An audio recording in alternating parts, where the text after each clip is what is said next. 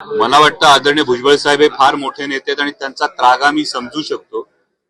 कारण जी काही आधी चर्चा झाली होती, आता विशेषतः जातनिहाय जनगणना होत असताना ओबीसीचा कॉलम जातनिहाय जनगणनेमध्ये नाही अशी परिस्थिती असताना माननीय भुजबळ साहेबांसारखा एक वरिष्ठ नेता हा संसदेत असणं ही फार महत्वाची गोष्ट होती. आणि जी काही प्राथमिक चर्चा ही दादांच्या आमच्याबरोबर झाली होती त्यामध्ये एकदा ओघाने दादांनी सांगितलं होतं की कदाचित भुजबळ साहेब हे राज्यसभेवर असतील अशी एक चर्चा ही आमची अंतर्गत झाली होती.